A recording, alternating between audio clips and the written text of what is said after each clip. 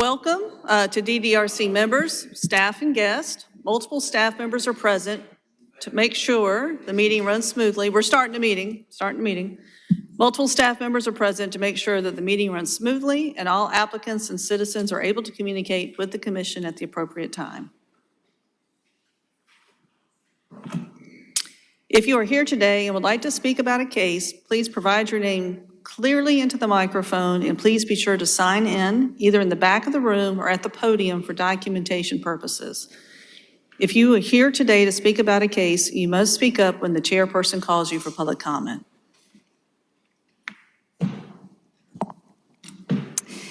Ms. Sims-Branham? Here. Mr. Greenberg? Ms. Jaco? Here. Mr. McKenzie? Mr. Salibi? Here. Mr. Shelton? Here. And Ms. Thomas? Here. We have quorum. In order to avoid ex parte communications, DDRC members are under strict instructions not to discuss cases under consideration with the public or with each other outside of the public forum. The meeting typically starts with staff calling the case, giving a summary of the project, and then calling on the applicant to present if they wish. Decisions are typically made in one evening. Decisions may be appealed within 30 days to a court of competent jurisdiction. Oaths will be administered individually as we hear either from applicants or from live speakers. Applicants with requests before the DDRC are allotted a presentation time of 10 minutes. This time should include, but is not limited to, an overview of the project, case history, and any pertinent meetings held regarding the request. This time also includes all persons presenting information on behalf of the applicant, such as attorneys, engineers, and architects. This time limit does not include any questions asked by the DDRC or staff regarding the request. Members of the general public are given the opportunity to address their concerns in intervals of 2 minutes. Applicants may have 5 minutes to respond. Staff has a timer and will make presenters aware of when their time has expired. Are there any changes to the agenda?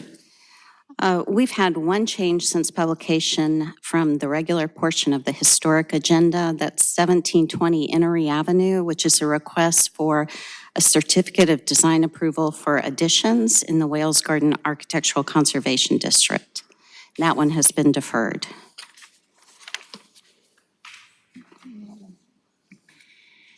The DDRC uses the consent agenda to approve non-controversial or routine matters by a single motion and vote. If a member of the DDRC or the general public wants to discuss an item on the consent agenda, that item is removed from the consent agenda and considered during the meeting. The DDRC then approves the remaining consent agenda items. Will staff please read the consent agenda? Certainly. The first item is 1401 Main Street, a request for design approval for renovations to an existing structure in the City Center Design Development District. Second case is 1220 Senate Street, a request for design approval for renovations to an existing structure, City Center Design Development District. Third is 1245 Huger Street next to 405 Gervais Street, request for design approval for changes to an approved design in the City Center Design Development District. Last is 2412 Park Street, a request for design approval for new construction in the Elmwood Park Architectural Conservation District.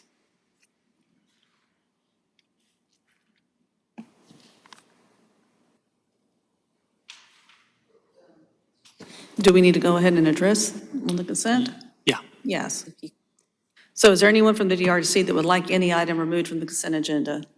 We'd like to remove 1220 Senate Street from the consent agenda and place it on the regular agenda. Okay. Anyone else, commissioners, any questions on the consent agenda? Is there anyone from the public that would like any item removed from the consent agenda? Okay.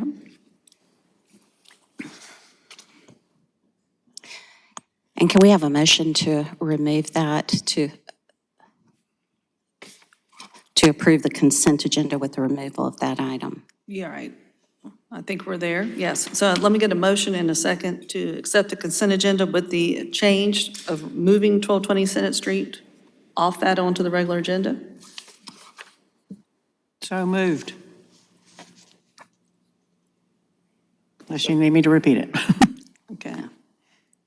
Do we have a second? We did. I heard it. Yeah, second over there. Okay. Thank you.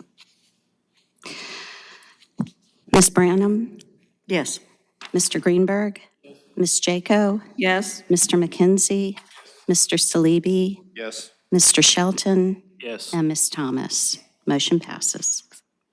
And since I didn't do it together, I think we also need a motion and a second for approval of the December minutes.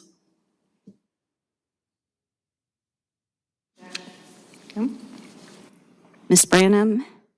Mr. Greenberg? Ms. Jaco? Yes. Mr. McKenzie? Yes. Mr. Salibi? Yes. Mr. Shelton? Yes. And Ms. Thomas. Yes. Motion passes. Just a quick record keeping matter, I'm looking at my agenda, the date on the agenda says December 19th. I think it's just a typo. Today's date is January 18th, 2025. Thank you. 16th. Yes. Yeah.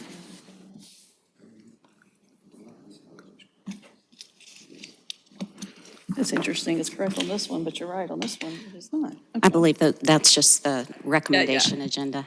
Yeah. But thank you. All right, I guess we move to the regular agenda. Okay, so we're recommending moving 1220 Senate to the regular agenda so that we can amend the recommendation for approval to this request, that any recommendations made during the SHPO review of this project be reviewed just at staff level. And I believe the applicant is here today if they need to answer any questions.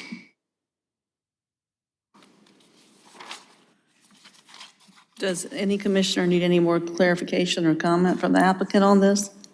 Okay. So then we need, I guess, since we had to move it to the regular agenda, we need to open it then for public comment, right? If there is any? Yes. Okay. If the commissioners don't have any question, and I'll open it up, is there anyone from the public that would like to speak on this case? Okay. And if there's no questions from commissioners, then we will open it up for the motion, as the staff member noted. Hopefully somebody got all that. All right. Does everyone have the recommendations from staff? If you go to those packets, the 2 packets that we handed out, you'll find the evaluation in that packet with the recommendations. Does it, but I don't know if it includes the latest language that you just did, or does it? No, I'm happy to repeat that. Yeah. Just to amend the recommendation that any recommendations by SHPO be reviewed at staff level. Okay.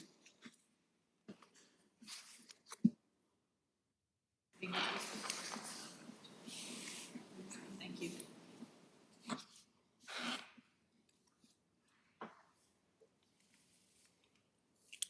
Just a procedural question. Now that it's been removed from the consent agenda to the regular agenda, do we need a presentation of the case or the application? I asked if anybody wanted one, because they're here if we have any questions. Nobody spoke up. I asked if any commissioner wanted. No, I just didn't know if we needed yeah. to go through the The standard process. And we did, and then I asked the public too, and no one spoke, so. Oh, perfect. But I know, good clarification, so if anybody wants to hear about it, okay, just double checking. I know, I probably did it so fast, right?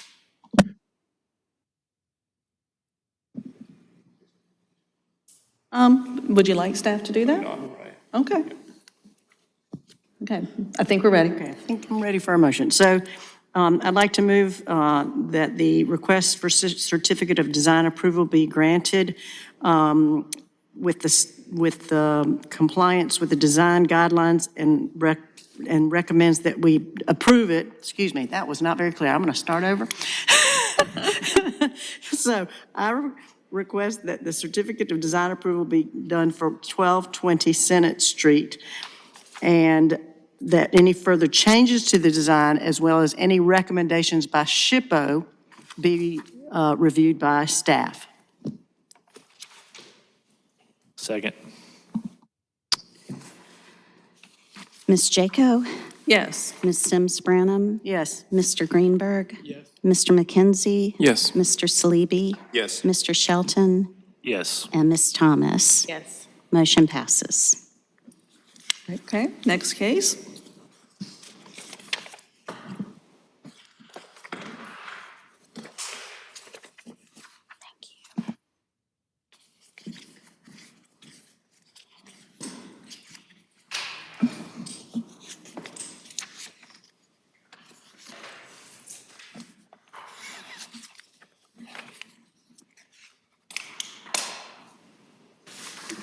All right. All right, we're discussing 2311 Green Street. This is a case that was previously presented to the commission in August of 2024 and was asked to be returned for design changes and clarification. So what we have today is that this proposal is for a two-story duplex to be built. Is that on? Sure. There we go. I got it, yeah. Two-story duplex to be built on a vacant lot in the Old Shandon Lower Waverly Protection Area. The building will feature a two-story porch across the front facade and a gable front roof featuring 1/1 window in the center. The porches will be supported by square porch posts with square railings between them. The front facade will be 3 bays wide with double-hung windows in the center bay. The structure will be a long rectangular form with the short end facing the street. This lot is on a steep hill, which is supported by a retaining wall along the sidewalk. Due to the length of the house and the topography of the lot, much of the rear section of the left and right facades will be minimally visible or not visible from the public right-of-way. The house will have hardy plank siding, 1/1 windows, and porches that fit with the scale of the neighborhood. This case, as I said, was presented to the DDRC in August of 2024 and was deferred at that time. The commission asked for updated plans that would more clearly illustrate the topography of the site plan to reflect the grading of the land and the massing of the facade as it relates to the neighboring houses. Staff also requested additional information regarding the retaining wall as a driveway and front walkway will be cut into the wall. Since that time, the applicant has completed grading the lot and removing several large trees, which were hindering the ability to see the topography of the lot, and finalized a setback for the new duplex. The updated site plan shows the placement of the duplex at a 20-foot setback with a driveway to the left of the house and parking in the rear. There will be a walkway connecting the front porch to the sidewalk. The applicant has also provided a streetscape to show the relative height and placement of this building in relation to its neighbors. Staff has worked with the applicant to modify the design of the building, including reorienting the primary entrance to the front porch, adding mullions between the double windows, and stacking the windows on the side elevations to be evenly placed. One of the most significant changes to the design is a reduction in the pitch of the roof, which has reduced the height of the house by 2 feet. The applicant plans to maintain the existing retaining wall along the front of the property and cut away sections as needed for the driveway and walkway entrances. If during this process the existing wall cannot be maintained and a new wall has to be constructed, the design of said wall will have to return to staff for design approval. The topography of this lot is significantly higher than the neighboring lots on the 2300 block of Green Street. Almost any new house here would be taller than the existing buildings on the block. And I'll also note that there are only 2 intact historic buildings, contributing buildings on the block. Everything else are either vacant lots or new construction.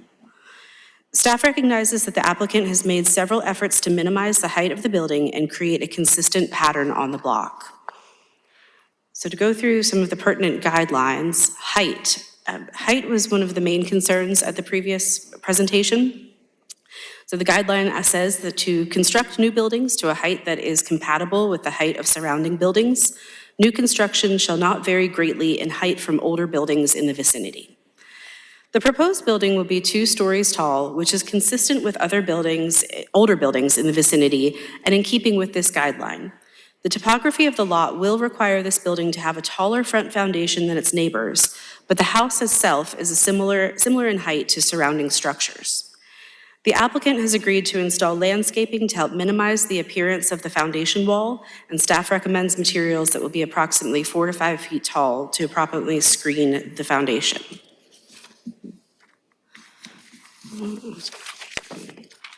Size and scale. The size and scale of a new building shall be visually compatible with the surrounding buildings. Do not construct buildings that disrupt the existing scale of the area. The size and scale are comparable to other houses in this part of the district. There are very few remaining historic buildings on this block, so staff looked at other surrounding blocks, such as the 800 and 900 block of Oak Street and the 2300 block of Stark Street, for a more thorough representation of the district. Both of those areas contain several long two-story buildings that are now used as multifamily structures. The proposed design is compatible with many of those existing structures. Massing. Arrange the mass of a new building, the relationship of solid components to open spaces, so that it is compatible with existing historic buildings on the block or street. Breaking up uninteresting box-like forms into smaller varied masses is essential to maintaining the character of the streetscape. Do not construct single monolithic forms that are not relieved by variations in massing. The massing of the proposed house is typical of the neighborhood. There are many two-story houses with a rectangular form in this section of OSLW. While there are not many two-story porches, this design is varied with adequate fenestration and is in proportion to the house. The remainder of the facade features first and second-story windows, which are aligned and balanced. The roof pitch has been lowered so as to minimize the massing of the structure as well. Directional expression. Site the entrance of the building so that it is compatible with surrounding buildings. Horizontal buildings can be made to relate to more vertical adjacent structures by breaking up the facade into smaller masses that conform to the primary expression of the streetscape. Do not construct strongly horizontal or vertical facade expressions. In this area, the majority of the structures are rectangular with the shorter side facing the street. Homes that are longer than wide commonly have a central front porch, which is also reflected in this design. Setback. Locate the new building on the site so that the distance of the structure from the right-of-way is similar to adjacent structures. Do not violate the existing setback pattern by placing buildings in front of or behind existing facade lines. So this was one of the main concerns the last time it was here. It was really difficult to see where the setback would be, partly because the lot was not cleared. So on the left is the photo, on my left is the photograph of the lot before it was cleared. This is what we saw last time. There's a lot of growth, trees, and things that make it difficult to see. Now the lot has been cleared and graded, and we have a better idea of where the building will be placed. We had allowed for a variable last time. Now we are asking for 20 feet, 20-foot setback. The 2300 block of Green Street has seen a significant loss of houses over the years, and only 2 historic buildings are extant today. Because of this, there is not an established pattern of setbacks on the street. The neighboring houses have a variety of setbacks, but the one intact house on the block is on the neighboring lot and has an estimated setback of about 15 feet. It's 11 there. It's, depending on the GIS map, it's been about 11 to 15, depending on what we can measure there. Other new construction duplexes on the block were placed at a 20 to 22-foot setback. The topography of this lot poses a challenge, which is very steep, and any house built here will be up off the street and will not be level with the sidewalk. The proposed setback will be 20 feet from the public right-of-way, which is acceptable in this district. Sense of entry. Place the main entrance and the associated architectural elements so that they are compatible to surrounding structures. The main entrance shall be constructed with covered porches, porticos, or other architectural forms that are found in historic structures on the block or street. Do not construct facades with no strong sense of entry. The central front porch entrance is in keeping with design elements of this neighborhood and provides a strong sense of entry. There will be an entrance onto the porch on the front of the house and a walkway connecting the house to the sidewalk. The rear entrances will not be visible from the public right-of-way. Rhythm of openings.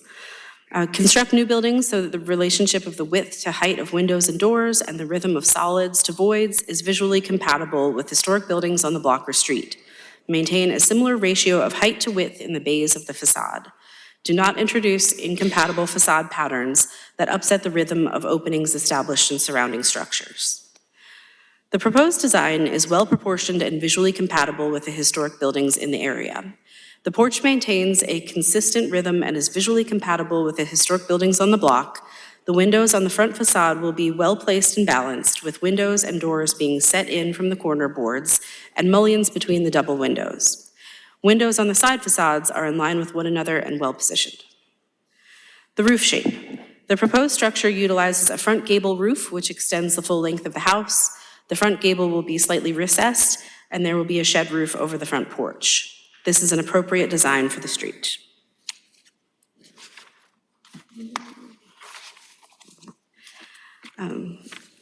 For materials, texture, and details, the few important notes to make here, that siding will be hardy plank siding. It will have a horizontal orientation as what's keeping with the district. Foundation will be brick with a parge coat, which is acceptable for the area. And the retaining wall. The applicant will attempt to keep the existing retaining wall, cutting in the needed openings for the driveway and front walkway. If it is not feasible, the design of the new wall will require further staff review. The new sections of wall along the walkway and driveway will be constructed of concrete block with a parge coat. This is acceptable to the district. Staff finds that the proposed new construction at 2311 Green Street generally complies with Section 3 of the Old Shandon Lower Waverly Protection Area Historic Preservation Guidelines and recommends granting a certificate of design approval with the following conditions. The setback will be no more than 20 feet from the public right-of-way. If the existing retaining wall cannot be saved, the new wall will require further staff review for size, placement, and materials. Landscaping will be added in front of the front foundation wall, and plantings should be 4 to 5 feet tall when mature. All cladding will have a horizontal orientation. All material choices for outstanding items will be deferred to staff to work out with the applicant, and any other details deferred to staff as well. And so for a few more images here, so setback, as we said, was one of the main concerns last time. It is difficult to measure precisely on our GIS map sometimes, but at the very end there you see I've got about 17, 18 feet to kind of show roughly where that setback would be and how that would be in line with many of the other buildings on the lot. And of course, the difference between the lot as it is now. This is looking west towards 5 Points, and that shows that there are very few other buildings on this part of the block. It is across the street from Martin Luther King Jr. Park, so there are no buildings directly across from it, no residential buildings. And then these are the examples of new construction that was approved in, I believe, 2023. And then this is looking the other direction. So that White House in the foreground on the left side is one of the few historic buildings on the street. So that is closer, has a shorter setback than what some of the others do, but there is not a very concrete pattern here of what the setback is.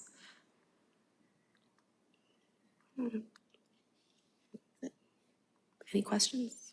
Yeah.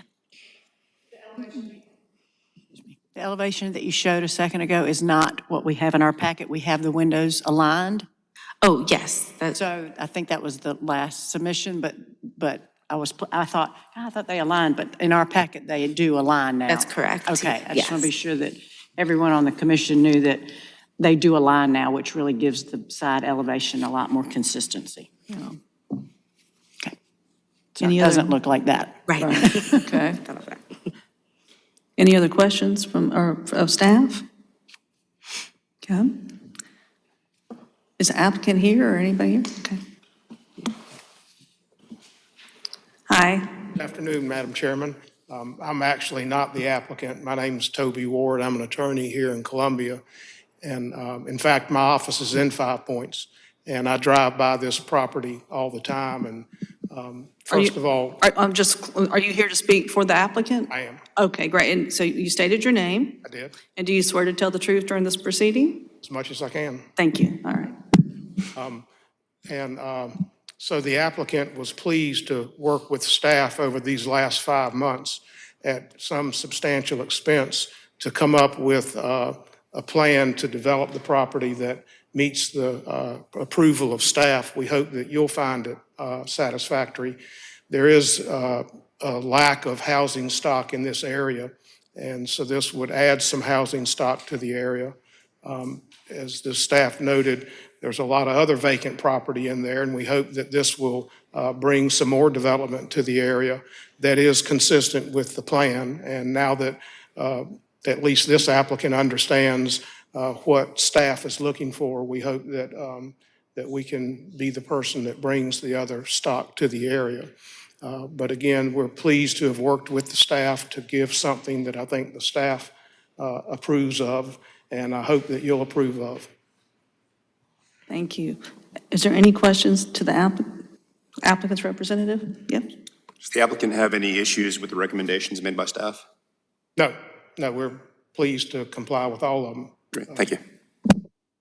Anybody else? I was just going to say that I appreciate that y'all came back with exactly what we needed to have a better understanding of the project, and we appreciate that. Yeah, it's a process, and so now that we understand what the desires are, then in the future, maybe we'll get there quicker.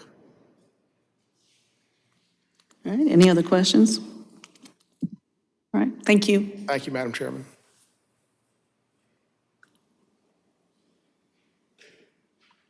I think, are we ready to open it up to any public comments? Staff, we good? Okay, yeah. And is anybody from the public like to speak? And if you've signed in, please come up.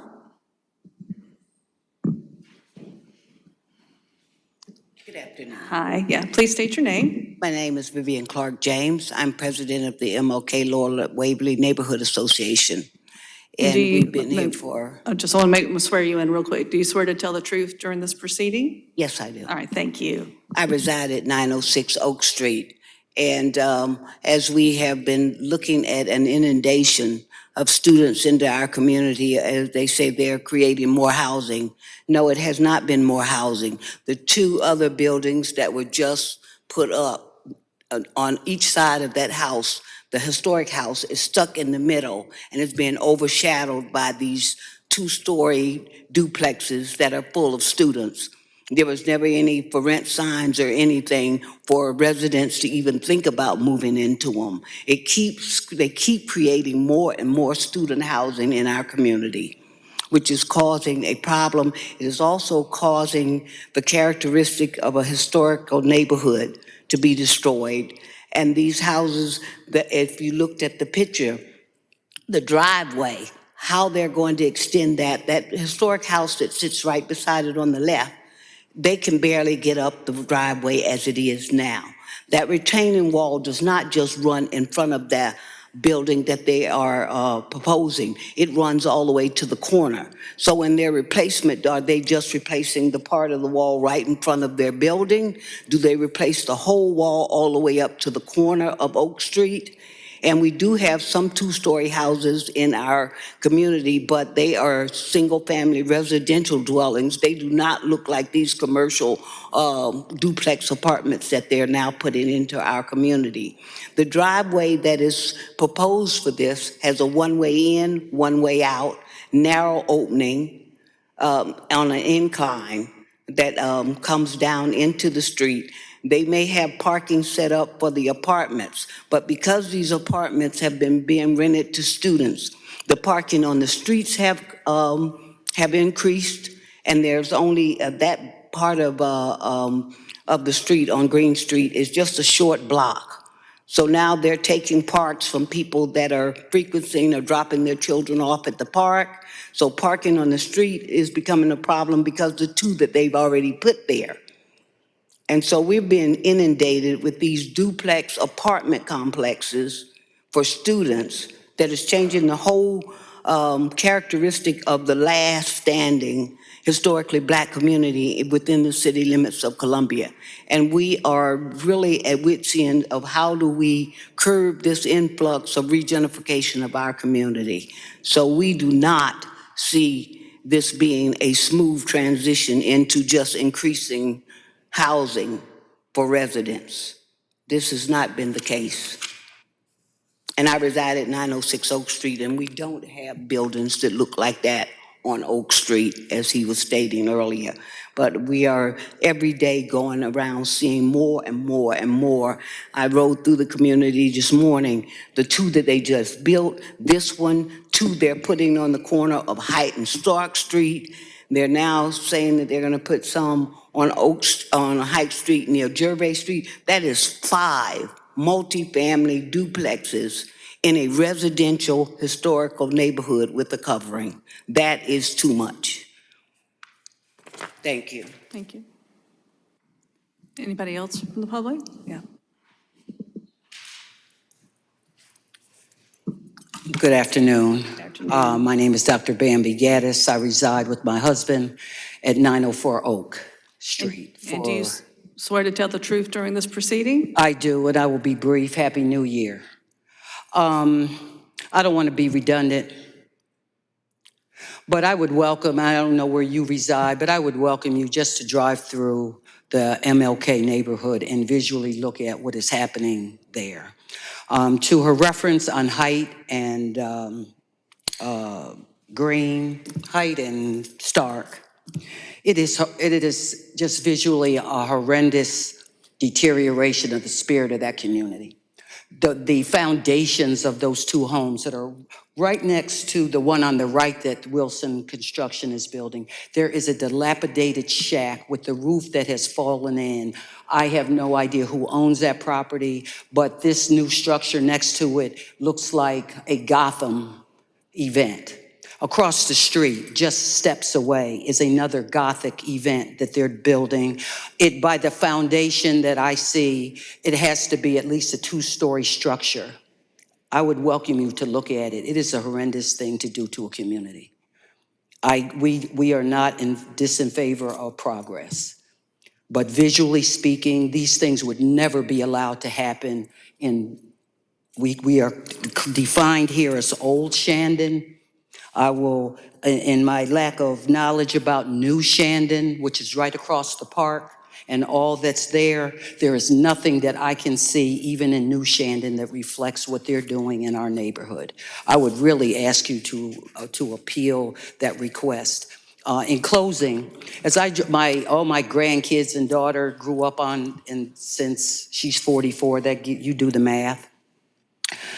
And when I drive by the gym, and I look at the hill that they're suggesting this house be placed on, at this dwelling, it will look like, from a fairy tale perspective, when the kids drive by it, they will see this massive house on a hill. And it just doesn't fit. Thanks. Is there anybody else from the public who'd like to speak? Okay. Commissioners, any comments or questions of staff? Yes? I had a few comments, I guess, just to clarify with staff. I know we talked about it last time this came up on the agenda. The use of the dwelling is not in the purview of this commission, so nothing we can take into consideration there. Yeah. And I guess just from my perspective, as a community representative on this board, we evaluate based on the guidelines that are in place today. So if there's a concern with the guidelines, definitely encourage the neighborhood to work with the city to update those guidelines if there's concern over heights of buildings.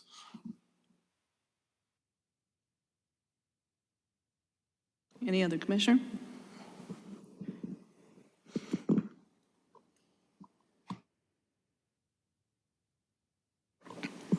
I'll open it up for a motion then.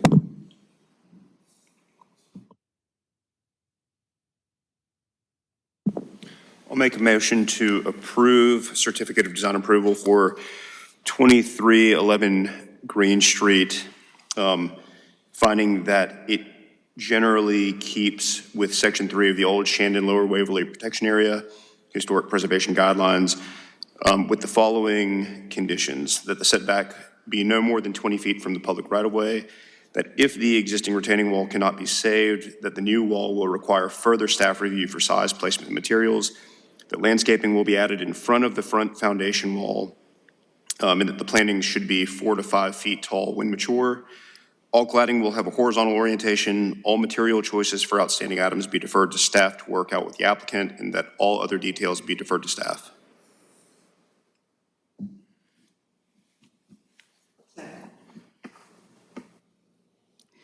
Ms. Jaco? Yes. Ms. Sims Branham? Mr. Greenberg? Mr. McKenzie? Yes. Mr. Salibi? Yes. Mr. Shelton? Yes. And Ms. Thomas? No. Motion passes. All right, next case. Yeah. if you don't mind. Awesome. Okay, our next case is 1212 Anthony Avenue. I'll be presenting this since Ms. Walling couldn't be with us this afternoon. Sir, if you'll take a seat for just a moment and let us Yeah, go staff through will this. give us a review, and then we will get ready. Thank you, sorry. Thank you. It was just a Thank few you. minutes. This is an appeal to a staff decision regarding exterior changes to this duplex. This is a 1940 brick veneer duplex. It's a contributing building in the Cottontown Bellevue Architectural Conservation District. It features a prominent front gable with 2 arched openings embellished with stone accents leading to the 2 front doors, one for each unit. 1212 Anthony is on the left, 1210 on the right. Front doors are matching vertically divided 3 light over 1 panel doors, and the original windows are vertically divided 4 over 1 pane configurations. Staff conducted a routine survey of the Cottontown neighborhood in early 2024, and at that time, excuse me, the house maintained a high level of historic and architectural integrity with all of the original features intact. Later in the year, staff noticed that the original wood windows on the left half of the duplex, 1212 Anthony, had been replaced with vinyl windows with grids between glass, GBG. This change was made without building permits or preservation review as required.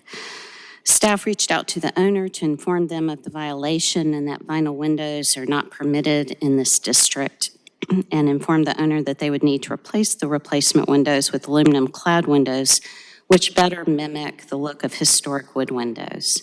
The owner is requested to maintain the currently installed vinyl windows and is thus appealing staff decision regarding the exterior change. So as usual on appeals, we have precedent that we have listed in the evaluation. So the precedent for window replacement requests in architectural conservation districts has been 1412 Haygood Avenue, which is Melrose Heights Historic District. This was in January 2012. It was a request for wholesale replacement of original 6/1 windows, which the request was denied. Likewise, 828 Gregg Street, which is in University Hill Architectural Conservation District, had a request for wholesale replacement, which was likewise denied. 144 Saluda Avenue in Wales Garden in January 2018 had a request for wholesale replacement of original windows. Request was denied per the guidelines. 3024 Kershaw Street, Melrose Heights, March 2020, request to keep vinyl windows that were installed without permits or approval. This request was denied. 1401 Maple Street in Melrose, which has been our most recent case, was vinyl replacement windows which were installed without review or permits. After a violation letter was sent, the owner and the contractor who had installed the vinyl windows without permits began working with us to change those vinyl windows back to aluminum clad windows which meet the guidelines. So new windows are currently on order for that structure. So from the guidelines for windows, they are acknowledged to be significant character-defining features of any structure. They're constructed so that they can be repaired rather than replaced wholesale. It's usually the repair of a historic window is the best first step when you see damage rather than wholesale replacement. And we need to be able to evaluate those windows in order to make that judgment of whether they can actually be repaired or do indeed need replacement. Replacement windows must be selected with care. They should generally match the original sash, pane size, configuration, glazing, materials, muntin and mullion detailing, and profile. Small differences between replacement and historic windows can make big differences in appearance. So in cases where 50% or more of the windows are deteriorated upon evaluation, the things that we consider when we're looking at replacement windows include trim detail, size, shape of frames and the sash, location of the meeting rail on the windows, reveal or setback of window from the wall plane, materials, reflective quality of glass, Munton, mullion profiles, and configuration. So while new windows where it's acknowledged that they need to be in place, they don't have to be exact replicas, but where windows can be repaired, that's the first step. That's what the recommendation is. So the guidelines basically say, when technically and economically feasible, repair of deteriorated or damaged windows shall be preferred over replacement. So since staff was unable to assess the condition of the windows prior to their removal, therefore we couldn't properly advise if the windows were indeed repairable. However, based on experience in the appearance of the windows on the 1210 Anthony side of the duplex, it's very likely that the windows could be repaired. Those windows are in relatively good shape. The second guideline is replacement, if replacement of a small number of units is deemed necessary after evaluating the sill, the frame, sash, paint and wood surface, hardware, weather stripping, stops, trim, operability and glazing, replace with units that match the original in detailing, size, reflective quality, and materials. As mentioned above, since permits were not applied for, nor was preservation staff consulted prior to the removal of original windows, staff cannot properly assess if the replacement was necessary. However, the replacement vinyl windows do not match the originals in details, reflective quality, nor materials, and are not in keeping with this guideline. The next guideline says, if wholesale replacement is found to be necessary, either match the original unit or substitute a unit appropriate to the home's period of significance, maintaining the use of historic materials where possible. Replacement windows should either match the original or substitute new materials sympathetic to the original. At the time of publication of these guidelines, wood and aluminum-clad windows are the most appropriate replacement materials. The usage of other materials, including vinyl, will be reviewed and evaluated based upon their compatibility, appropriateness with the historically accurate materials. All approved materials must be a good visual substitute to wood or a historically accurate material. Every material reviewed shall be evaluated based on the detailing, size, reflective quality, and materials when compared to wood and the original unit. The items listed below will be used to determine the appropriateness of proposed windows and materials. Trim details, size, shape of frame, sash, location of meeting rail, reveal, or setback of window from wall, plane, materials, reflective qualities of glass, Munton, mullion profiles, and configuration. So that's the guideline. Staff's comments are the replacement windows that were installed at 1212 Anthony are GBG, grills between glass, vinyl windows. These windows do not match the original and Munton profile details, reflective qualities, or materials. Staff recommends aluminum-clad windows with the exterior Muntons where replacement is deemed necessary, as the profile and detail of such windows is a much better replica of historic window detailing than the flat profile seen on vinyl replacement windows. Vinyl windows are not a good visual substitute for historic wood windows and are not in keeping with this guideline. And the last guideline is improve the thermal performance of existing windows and doors through adding or replacing weather stripping and adding storm windows which are compatible with the character of the building and which do not damage window frames. Staff recommends installing storm windows on the original windows on the 1210 Anthony side of the duplex if this is a consideration. So overall, staff recommendations are that staff finds that the window replacement at 1212 Anthony Avenue is not in keeping with Section 5 of the Cottontown Bellevue Architectural Conservation District Guidelines and recommends denial of the appeal. Staff further recommends that the DDRC require replacement of the non-compatible vinyl windows with an aluminum-clad window with exterior grids with final design approval deferred to staff. So these are some photos that are in your packets of the original windows prior to replacement on 1212 Anthony. And then, of course, the original windows to our left and the vinyl one to the right, which it sort of explains the lack of reflective quality as well as detailing that you see on the original windows. I think those are all the pictures, aren't they? Oh, and then some more information about the profiling of historic wood windows and the details you see on those windows that is not typically replicated on vinyl windows.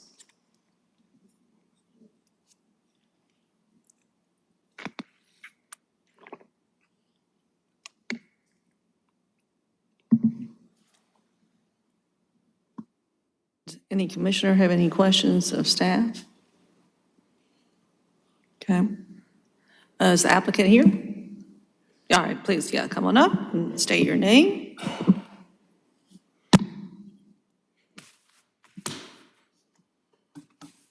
Good afternoon. I'm Charles Maddox. I'm the owner of the property. Okay. Do you swear to tell the truth during this proceeding? I do. Thank you. Good. Good afternoon. Thank you for your time. The property's original windows were in very poor condition. They were water damaged. The pulley systems that raise and lower them were broken, and they were painted shut. They did not allow for egress for the tenant in the case of an emergency. The apartment was vacant last summer between tenants, and I felt the best course was to replace the windows. The ones I installed are energy efficient, insulated glass. They have exactly the same grid pattern as the originals that were removed, 4 small panes over 1 pane. I didn't realize that replacing windows with some of the same design would be a problem. And I do plan to hire a professional to wrap them to complete the project. New vinyl windows like these were about $350 a unit. New wood windows from Steer Supply and Irmo, which does not carry insulated glass, are $1,100 a unit, and there's an additional $150 or so to spend on interior trim to fit each one in. That means that the cost of the new wood windows is more than triple the cost of the vinyl ones. And that's a very heavy financial burden to place on a small rental property with low rents. I have an envelope with some additional material I'd like you to see. I'm happy to give time from my 10 minutes for that. I think there's time. May I? Go through staff first, please. Yes.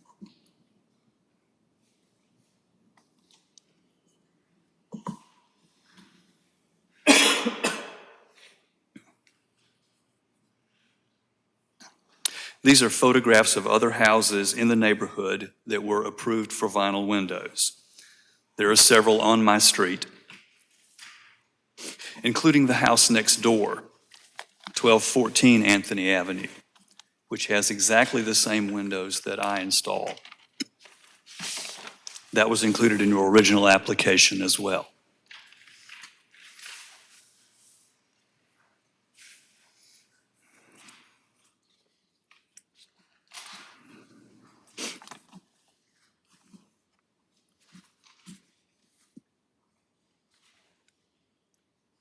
I'm going to let you finish speaking, and then we probably have some questions for staff. So, Okay. why don't you go ahead and give us all your Sure. In closing, I'd like to say that I regret that I did not go about this in the right way, but I'm willing to backtrack and pay for permits or other fees that I should have done to start with.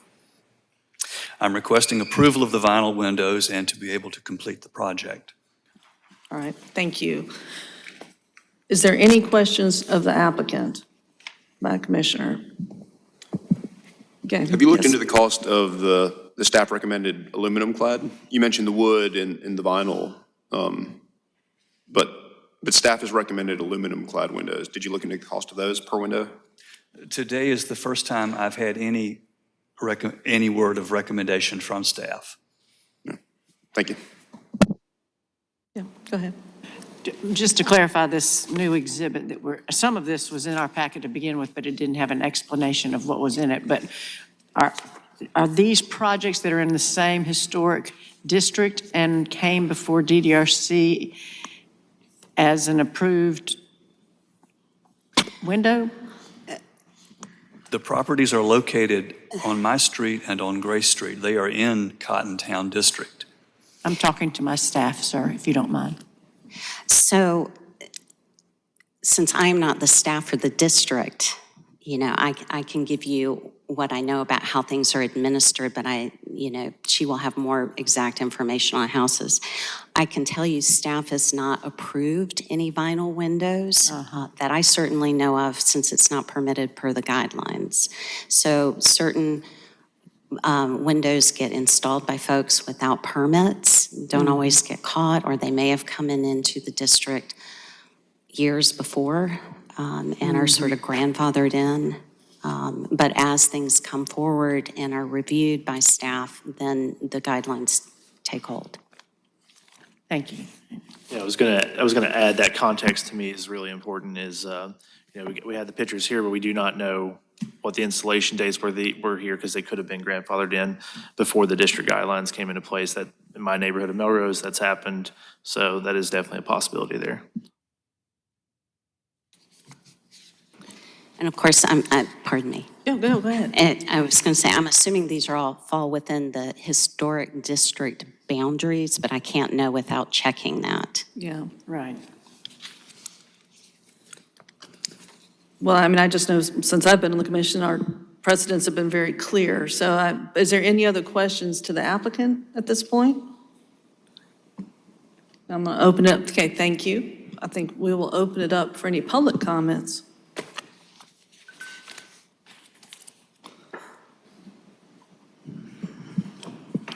Hi, yes, please state your name. Denise Wellman. And do you swear to tell the truth during this proceeding? I do. Thank you. Thank you for the service that you do for our city, but also for the opportunity to be in front of you today. I am president of the Cottontown Bellevue Historic District Neighborhood Association, and we ask that you uphold our historical district guidelines to preserve the historical and architectural integrity, as you spoke of our neighborhood. The guidelines were put in place in 2009. For a very important reason. And obviously, there's a permitting process that's in place for a very important reason, to also make sure that renovation projects follow appropriate guidelines. The owner has a responsibility to follow the rules of any building project in our city, and also to understand the guidelines and requirements that apply to where said property is residing. My house also has painted shut windows. And with a little bit of effort, you just have to cut them open so that you have an opportunity to get out of a room. Those kind of things can be done. But everyone else in Cottontown must follow these rules. We put them in place for very specific reasons. And we ask that you uphold those guidelines. We ask that you deny the appeal and require the owner to correct the windows per the staff recommendations. I also would encourage you to carefully, as Mr. Shelton, I think, suggested, that you carefully look at those photos. I know that there are many homes in our architectural district that had some windows replaced before our guidelines were put in place. And I happened to speak with one on Anthony just this week, and he said, boy, I wish I hadn't done that. Seems like a good idea. But in the long run, we know that the historic windows not only preserve the historical integrity of our neighborhood, but they're better products. Thank you. Is there anybody else from the public who would like to speak? Yeah. Coming up, please state your name. My name is John Shearer. I'm the Director of Preservation for Historic Columbia. I would just like to... Let me just, do you swear to tell the truth during this proceeding? I swear to tell the truth. Thank you. Yes. Thank you. I'd just like to reiterate that these guidelines, the Architectural Conservation District guidelines, are imperative to uphold.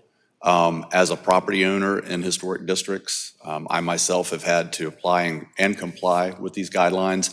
It's a smart investment. Anyone who's purchasing a property, or most everyone who's purchasing a property, particularly in those neighborhoods that champion their history and champion the architectural heritage of those districts, should be aware or can easily become aware of the guidelines that are in place. Many of these neighborhoods, including Cottontown, have links to the guidelines that direct new construction and the repair of historic fabric. So just wanted to put that out there for public record. Thank you. Anybody else from the public? Yeah. Come up, please state your name. Good afternoon. My name is Perry Rainey. I'm a resident homeowner on Anthony Avenue. Do you swear to tell the truth during this proceeding? I do. All right, thank you. I just wanted to reiterate what the other two speakers said. I bought my house 3 years ago, and at that time, my realtor and my closing agent told me about the restrictions. In fact, my wife and I specifically bought this house because of its historic characteristics, and we want to keep the historic nature of the neighborhood. So I thank you for your time. Anybody else from the public? Okay, any other questions of commissioners to staff or anybody? Okay. With that, I'll open it up for a motion. I'd like to make a motion for 1210-1212 Anthony Avenue. Make a motion to deny the appeal to the staff's decision, and further would recommend that we require the replacement of the non-compatible vinyl windows with aluminum-clad windows with exterior grids, with all final designed approvals deferred to staff. Second? Yeah, and so just to table a second, because Commissioner Sleepy just commented, did the applicant wish to have any comments after the public comments? I'm sorry, I think sometimes we give them an option if you had anything you wanted to say. Nothing additional, thank you. Okay, all right, thank you, sorry, thank you. Apologize. So I guess there was a motion and a second, all right? Could you please amend that it's not in keeping with the portion of the guidelines? Yes, I'll amend my motion for 1210-1212 that the current vinyl windows are not in keeping with the Cottontown Bellevue Architectural Conservation District Guidelines, Section 5. Thank you. Yes.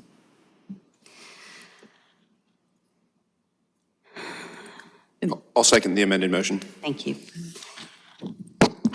Ms. Jaco? Yes. Ms. Sims Branham? Yes. Mr. Greenberg? Yes. Mr. McKenzie? Yes. Mr. Salibi? Yes. Mr. Shelton? Yes. And Ms. Thomas? Yes. The motion passes. Thank you, we'll move on to other business. Yeah, so our 2025 DDRC calendar is out, I believe. And so have y'all received it? Was it emailed, or, I don't know if I've seen it. It's not quite out yet. Okay, yeah. Okay, it will be out soon. All right, yes, I have not seen that. And so if you will take a look at it, let us know if you see any dates that are going to be difficult for you. It helps us to know that ahead of time, if that information's available to you.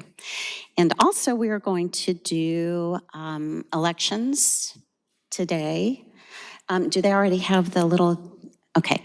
So I believe y'all have strips of paper there for nominations for chair and vice chair. Correct me if I'm wrong. Based on what, we received several nominations, and we consulted with the people who are nominated, so what you have before you is who is happy and able to serve. So please vote according to what's on your paper. Sorry, when we saw Andrew's name was on here in two places at two times, so we were just. Yeah, well, Yeah, you were deferring to Chloe, I believe. yes. Okay. Yeah, so just wanted to put that out there and to withdraw my name from the, Chair, yes, the chair election. which leaves Chloe. Chloe and a blank, there's a blank there. Okay, yes. Okay. See, I thought I could put Andrew in for both. I was getting really excited. That would be interesting. Yeah, it would be. Yes, please.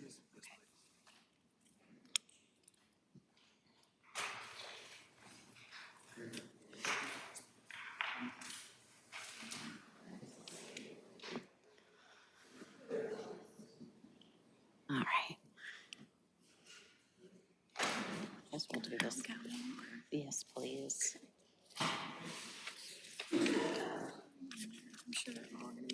Oh, yeah. Yes. Yes. Oh, the last one's a stickler. All right. It was a big surprise. So, Ms. Jaco, you're stuck for another year. I told you there was a blank, everybody, but yeah. All right. As well as Mr. Salibi. So thank y'all for being, very much, for being willing to serve and for the excellent job y'all do in those positions. We appreciate you very much. Great. And there is no other business at the moment. We do have an annual report that'll be coming out for DDRC, but Rachel's been working hard on that. It's her baby, so she'll Okay, present I that was to going to y'all. ask about that. Yeah. So that's in process? It's in Okay. process. All right, good. All right, so no other business? All right, but I have a motion to adjourn then. So moved, all right. Thanks, everybody.